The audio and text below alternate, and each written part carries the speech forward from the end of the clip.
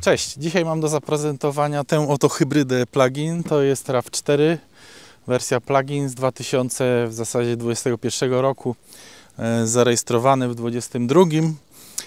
Dzisiaj nie będzie rozmowy z właścicielem, także prezentuję sam. Samochód został zakupiony niecałe 2 miesiące temu u dealera Toyoty, także jest to 3-letni samochód. Właściciel na razie jeszcze nie za wiele może powiedzieć na temat tego auta. Jeżeli kogoś interesują jakieś naprawy, takie rzeczy, no to tu się nic nie dowie, zwłaszcza, że to jest w zasadzie nowy samochód, bo 2-letni, 3-letni samochód Toyoty to jest właściwie nowy, chyba żeby miał jakiś, nie wiem jaki przebieg. To jest wersja wyposażenia Select plus VIP, czyli mi się wydaje, że to jest coś takiego jak Prestige, bo też posiada dodatkowo szyberdach i właściwie tutaj wszystko jest, co trzeba w tym samochodzie. Koła, jakie tu mamy koła? 235, 55, 19, także spore. Już widzę, że w tej wersji brakuje świateł matrycowych. I mam taką prośbę, propozycję, jeżeli ktoś chciałby pokazać swoją hybrydę lub elektryka, powiedzieć kilka słów o niej, jak się sprawuje, lub chociaż udostępnić ją do pokazu, to zapraszam do mnie do Gdańska. Kontakt jest w opisie pod filmem. Teraz trochę danych technicznych. Toyota RAV4 to SUV segmentu D, produkowany w wersji hybrydowej od 2015 roku. To jest druga odsłona wersji hybrydowej. Produkcja rozpoczęła się w 2019 roku. Z tym, że wersja plug-in jak ta od 2020. W 2022 roku nastąpił facelifting. Ten egzemplarz jest tuż sprzed tego liftingu. Bliźniaczym modelem jest Suzuki E-Cross. Auto w wersji plug-in ma 3 silniki. Spalinowy 2,5 litra, 185 koni mechanicznych, napędzający przednią oś oraz 2 silniki elektryczne obsługujące każdą z 2 osi. Przedni 182 konie mechaniczne i tylny 54 konie. Łączna moc 3 silników to 306 koni. Prędkość maksymalna 180 km/h, przyspieszenie 6 sekund do setki. Samochód pozwala na przejechanie na samym prądzie po naładowaniu z gniazdka w domu lub na stacjach ładowania około 50-60 km w zimie i 70-90 km w lecie. W trybie hybrydowym spalanie benzyny w trasie to jest od 6 litrów w górę, a w trybie mieszanym zwykle to wychodzi 1-2 litry benzyny plus oczywiście prąd. Na co dzień staramy się jeździć tylko na samym prądzie, a jazda hybrydowa ma sens jedynie na dłuższych dystansach. Zresetowałem tutaj zużycie, także mamy w tej chwili 0 kWh. W trybie EV 63 km zasięgu, z tym, że już kilometr 2 przejechany jest wcześniej. W trybie hybrydowym pokazuje 400 km zasięgu. No i jedziemy.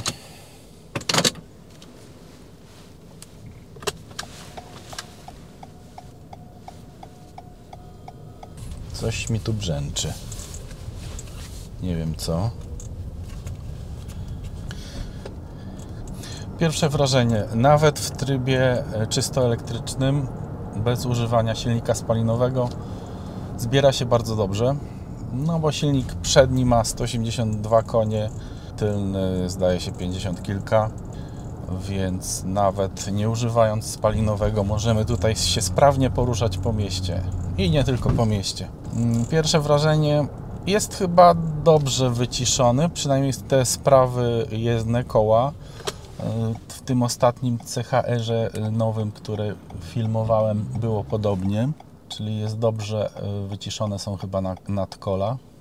Jeżeli chodzi o wnętrze, no to jeszcze nie wiem, coś mi tu brzęczy, nie wiem co. Bardzo ładny, czytelny head-up display, pokazuje dozwoloną prędkość, moją prędkość, tryb Eco, Power i tak dalej, także dużo jest informacji. Może ja tu sobie włączę ogrzewanie siedzenia na najmniejszy poziom. Także spokojnie można mieć tutaj temperaturę, powiedzmy tak jak teraz 18 stopni, no powiedzmy tam 19. Przy włączonym ogrzewaniu siedzenia to jest wystarczająca temperatura i oszczędza się prąd, nie grzejąc całej kabiny. Czuć, że ten samochód jest cięższy od zwykłej hybrydy, no ponad 250 kg, zdaje się 260, to czuć, ale z drugiej strony lepiej się trzyma drogi, chyba jest przez to nawet wygodniejszy. Nie podskakuje w każdym razie tak na wybojach. Teraz pojedziemy trochę po płytach, zobaczymy na ile będzie głośno.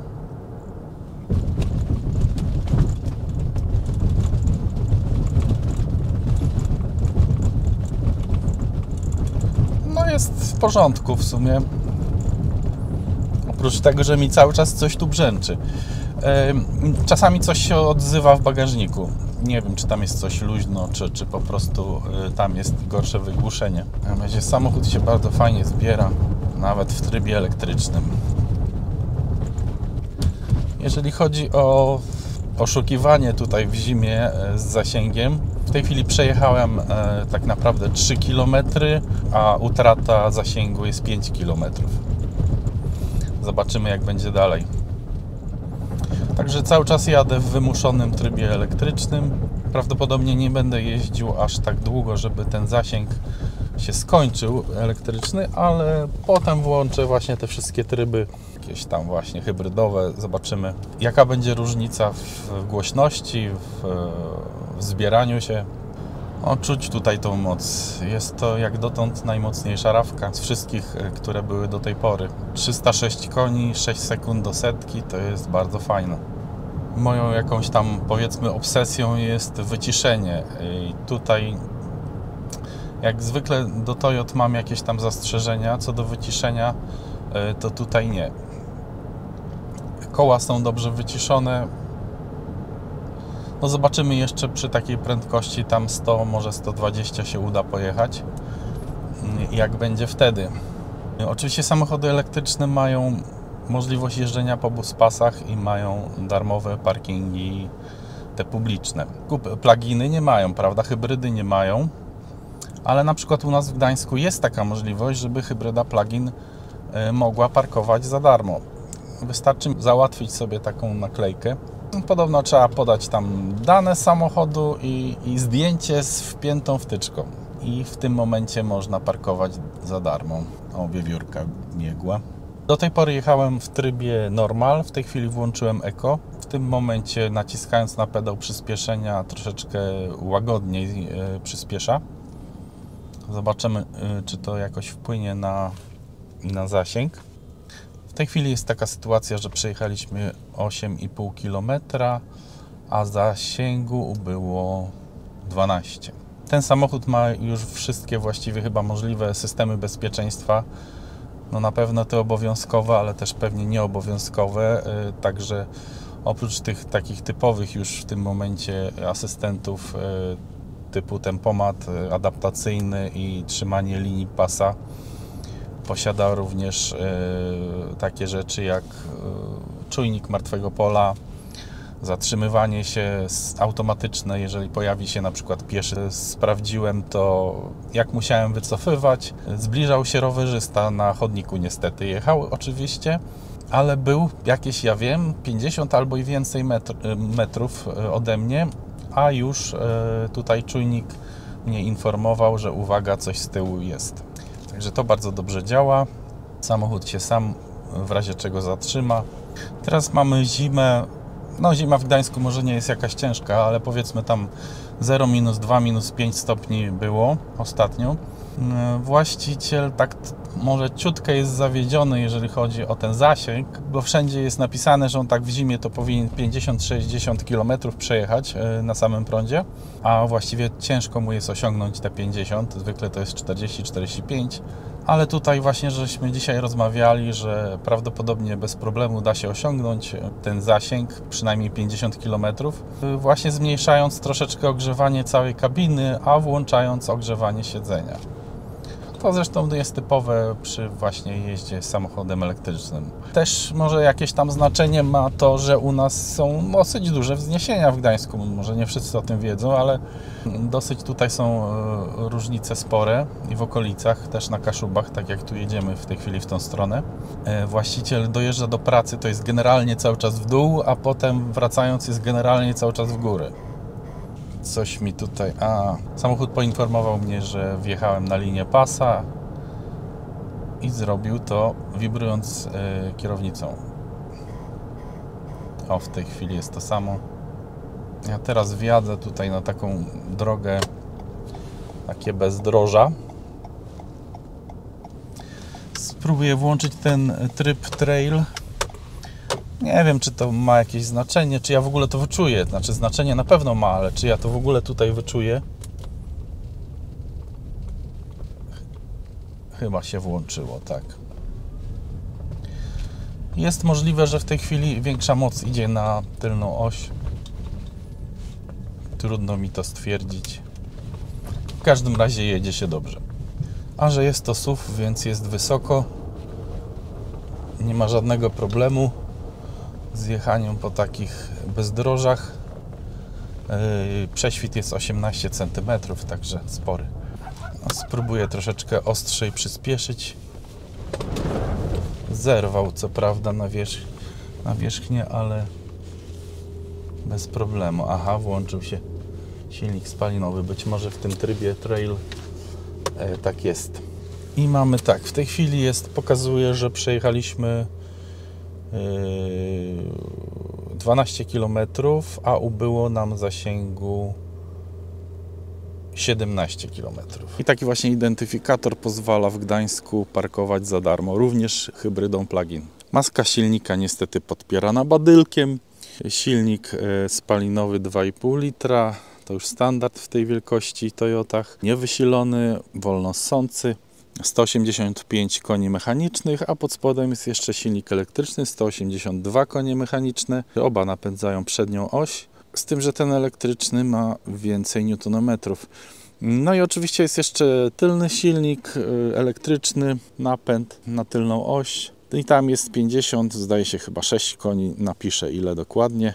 Z lewej strony mamy korek do tankowania, a z kolei w tym samym miejscu z prawej strony mamy klapkę do ładowania. Wystarczy nacisnąć i tu jest typ 2 gniazdo. Prędkość ładowania na publicznych ładowarkach 6,6 kW. W domu z gniazdka 230 V oryginalnym kablem ładujemy około 7,5 godziny. To jest 2,3 kW, 10 A. Choć nie wiem dlaczego to jest tak długo w domu, 7,5 godziny. Teraz sobie wsiądę do tego samochodu.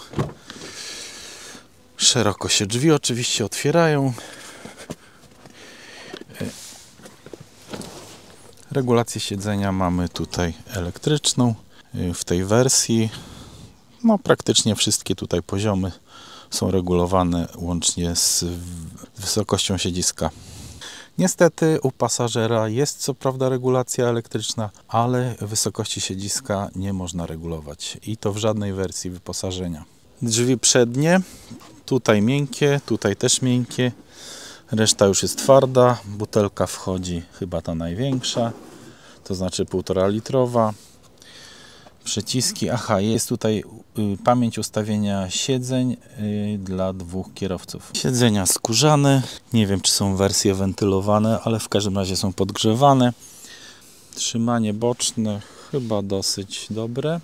Siedzenia są dość twarde i chyba nie powiem nic więcej na ten temat, bo nie wiem właściwie jak one się sprawują w dłuższej trasie. Mamy zabezpieczone progi, także nie obrudzimy się przy wsiadaniu do samochodu. Tutaj mamy raczej wszędzie miękko. Tutaj też. Kierownica regulowana we wszystkich płaszczyznach. Tutaj mamy przyciski do regulowania różnych rzeczy. Tutaj też. O, jest jeszcze taka fajna półeczka. Chyba bardzo przydatna i raczej tu nic nie wypadnie, bo jest taki brzeg. Ja się dzisiaj nie będę skupiał specjalnie na tych wyświetlaczach, ale tutaj widzimy, że wyświetlacz jest niby cyfrowy, ale tak nie do końca. Obecnie pokazuje nam tutaj 44 km zasięgu jeszcze, 26,5 kWh zużycie, ale to jest takie trochę większe, bo ja tutaj miałem nieraz włączony ten samochód i stał. Na zewnątrz plus 5 stopni. Tutaj mamy różne tryby na wyświetlaczu. Ja się nie będę skupiał za bardzo na tym, bo to może być nudne. Tu dosyć czytelna regulacja klimy i ogrzewania, dwustrefowa jak widać. Ogrzewanie siedzeń tutaj włączamy i wyłączenie trakcji. Dalej mamy ładowarkę indukcyjną, USB to do obsługi Android Auto i gniazdko zapalniczki. Wybierak zmiany kierunków, hamulec elektryczny postojowy, auto hold I tutaj są tryby jazdy. EV, HV, Auto, Autoton. Sam decyduję, na czym najlepiej jechać, ale preferuję jazdę elektryczną. Jest wymuszona jazda elektryczna, jest jazda hybrydowa i jest ładowanie, to znaczy ładowanie z silnika spalinowego, baterii, ale oczywiście to jest z ekonomiką, to nie ma nic wspólnego. Ewentualnie jeżeli chcemy naładować baterię, bo wiemy, że potem wjeżdżamy w jakąś strefę, w której można jechać tylko na prądzie. W Polsce takich stref nie ma. Albo się ma elektryka, albo się nie ma. No ale w innych krajach to różnie bywa. Jest jeszcze tutaj tryb Eco. Wtedy pedał przyspieszenia działa bardziej miękko. Tryb Normal. No i tryb Sport. W tym momencie wykorzystywana jest moc wszystkich silników maksymalnie bez oszczędzania paliwa. No i tutaj jest jeszcze tryb jazdy po bezdrożach. Podejrzewam, że w większym stopniu wtedy jest wykorzystywany również ten silnik elektryczny tylny. Mamy dwa cup holdery, też z taką regulacją na wielkość butelki. To już jest w zasadzie standard. Podłokietnik jest w miarę miękki, może nie tak do końca, ale trochę jest miękki. I teraz w środku mamy taką półeczkę. Tutaj głęboki, no bardzo głęboki ten schowek i dwa wejścia USB do ładowania, takie mocniejsze. Wybierak zmiany biegów. Mamy oczywiście parking do tyłu, neutral do przodu, ale też jest tutaj możliwość takich jakby wirtualnych biegów. To się na pewno przydaje podczas jazdy w górach i jeżeli się ciągnie przyczepę. Jeżeli chodzi o wyświetlacz, no to widzę, że nie jest jakiś rewelacyjny. Ja tu nie będę go omawiał jakoś szczegółowo, bo tu w większości samochodów jest mniej więcej to samo. Audio tutaj, tak, mapy. No widzę, że tutaj jest nawigacja taka toyotowska, więc podejrzewam, że każdy raczej będzie próbował podłączyć Android Auto lub Apple CarPlay. Poprzez aplikację Toyota online możemy bardzo dużo rzeczy sterować. Co jest ważne, można tak samo jak w samochodach elektrycznych w domu włączyć sobie klimatyzację lub ogrzewanie. Po stronie pasażera jeszcze jest tutaj taki sprytna półka, taki schowek. Też tutaj raczej nic nie wypadnie, bo jest taki próg. No i oczywiście schowek taki standardowy. Lusterko mamy albo normalne, tak jak teraz, albo jeżeli tutaj wciśniemy, to mamy cyfrowe lusterko z tylnej kamery. Podobno lepiej widać w ten sposób jadąc nocą niż w tym takim normalnym trybie. No, zobaczymy, kamera cofania jest 360 stopni, ale jakość jest taka, no Toyota tutaj nic nie poprawiła, jeżeli chodzi o jakość, widzę. W każdym samochodzie jest to dosyć słabej jakości, no ale chociaż jest 360 stopni. Standardowe przyciski, mamy też szyberdach otwierany z zasłonką. To też jest opcja, tylko w wyższych wersjach. No i tutaj jest zasłonka słoneczna, lampka odpalana automatycznie. Także mamy tutaj wszystkie właściwie systemy bezpieczeństwa, wykrywanie martwego pola i wykrywanie pieszych z przodu, z tyłu. No wszystko, co potrzeba w dzisiejszych czasach, co jest już no, prawie standardem wszędzie, ale nie zawsze. Pomyliłem się, ruszaliśmy, trip A jest, tak, 22 km, ruszaliśmy nie z 10, tylko z 9 mniej więcej, może nawet z 8, więc jeżeli on tutaj pokazuje 22, więc przejechaliśmy jakieś 13-14 km, a ubyło zasięgu prawie 20. Teraz wsiadam do tyłu. Tutaj drzwi się oczywiście już tak szeroko nie otwierają. Troszeczkę jest mniejsze światło wejścia, ale jest równie wygodnie. Na głowę jest tutaj sporo miejsca. Ja mam 1,76 m i mimo tutaj tego dachu panoramicznego to jeszcze mam tutaj wolną całą dłoń. Miejsca na stopy jest tutaj dość. To taki schowek gazetowy, może bardziej dzisiaj tabletowy niż gazetowy. Miejsca też na co najmniej całą dłoń, na kolana. No tutaj mamy wentylację na tylny rząd i 2 gniazdka USB. No jest też tutaj taki próg, garb. No nawet spory, bo z 3 do 5 cm. W zasadzie nie widzę jakiegoś uzasadnienia, bo przecież napęd jest osobno. Tylny silnik elektryczny napędza tył, a przednie silniki napędzają przód. Nie ma żadnego wału napędowego. Kanapa tylna podobnej jakości. Dzielona 2:1. Jest też minimalna regulacja siedziska tylnego w 2 pozycjach. Bardziej przechylona lub mniej przechylona. I podłokietnik, 2 cup holdery.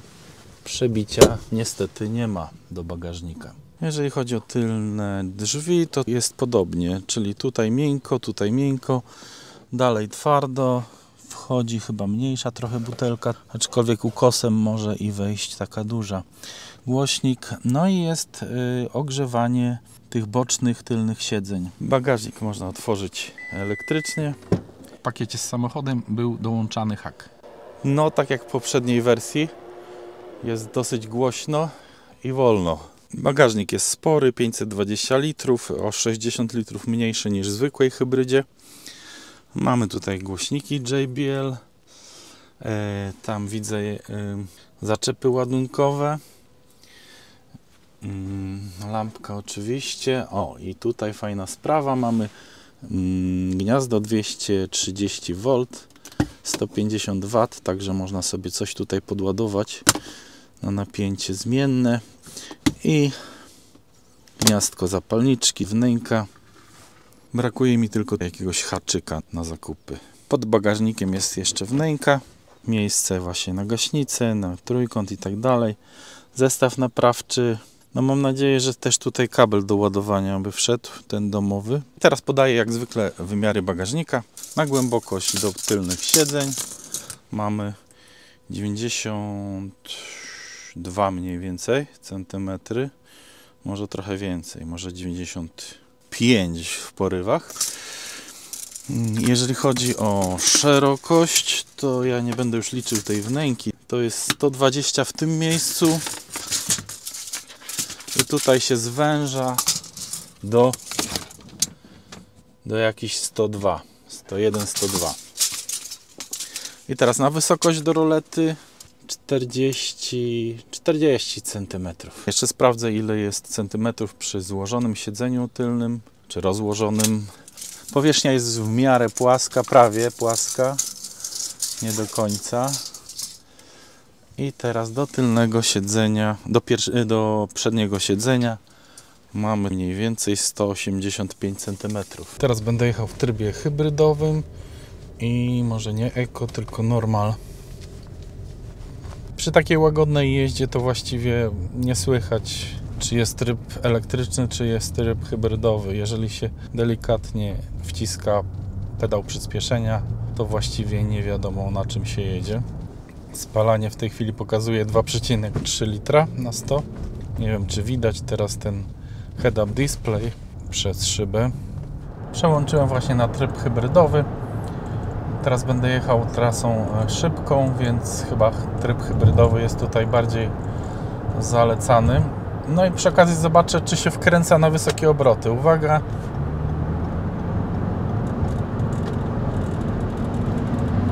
I już mamy 120. Przy 120 już troszeczkę hałas jest. Podejrzewam, że głównie z lusterek bocznych. Ale tak do 120 to jest cicho. To już nie jest takie wycie jak w tych pierwszych hybrydach na jednym poziomie głośności, na równych obrotach, taki odkurzacz, tylko tutaj te obroty jakby powoli się podnoszą, tak jakby to był jeden długi bieg. I tutaj w tym momencie jest to w porządku. Nie przeszkadza, nie denerwuje. Zauważyłem, że tutaj nie trzyma linii pasa, przynajmniej może ja nic o tym nie wiem, tylko sygnalizuje, jeżeli się wjedzie na linię.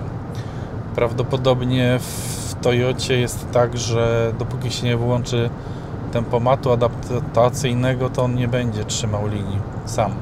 Przy prędkości 100 km na godzinę jest jeszcze cicho. Tak jak wspomniałem wcześniej, przy 120 dopiero zaczyna być słychać mocniej, prawdopodobnie lusterka boczne. Jakoś teraz już mi nic tutaj nie bzyczy, może to był kabel leżący USB. W tej chwili jest cicho. A teraz podsumowanie. Samochód jeździ bardzo fajnie, jest obszerny jak to SUV, w miarę wygodny i nieźle wyciszony.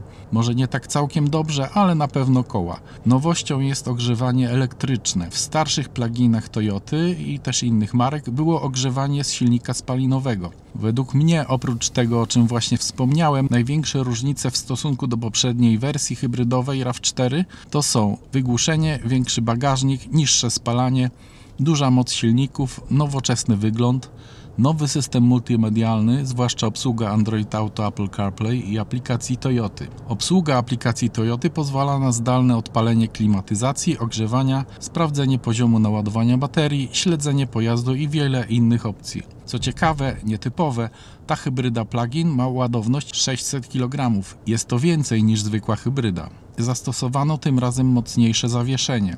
Ogólnie samochód zrobił na mnie bardzo dobre wrażenie, ale wszystko by było fajnie, gdyby nie cena. Ten egzemplarz akurat jako używany był kupiony w korzystnej cenie, ale jeżeli ktoś kupuje nowego plugina, to cena od 220 000 złotych wzwyż trochę jest bez sensu. Za tą cenę można kupić samochód w pełni elektryczny z baterią pozwalającą również jeździć w trasy, a jeszcze można otrzymać dopłatę do zakupu i możliwość jazdy buspasami oraz darmowe parkowanie. Z kolei różnica w cenniku między zwykłą hybrydą RAV4 AWD a wersją plug-in to jest około 35 000 złotych. Według moich obliczeń zwrot z tej większej inwestycji nastąpiłby dopiero po około 120 000 km, a w przypadku przerobienia zwykłej hybrydy na gaz, a można, inwestycja w plug-in zwróciłaby się dopiero po około 250 000 km. Teoretycznie potem taki plug-in przy sprzedaży powinien też się sprzedać drożej, ale niestety ta różnica z czasem się niweluje niemalże do zera. Komu hybryda plug-in się opłaca? Głównie Toyocie, bo sprzedaż takiego jednego plugina niweluje kary za emisję CO2 kilku sprzedanych zwykłych hybryd, bo tamte minimalnie nie mieszczą się w limitach. Jeżeli chodzi o klientów, to raczej jest kwestia przyjemności z jazdy jak elektrykiem, połączonej z brakiem konieczności ładowania auta podczas jazdy w trasy. Trudno tu znaleźć inne uzasadnienie.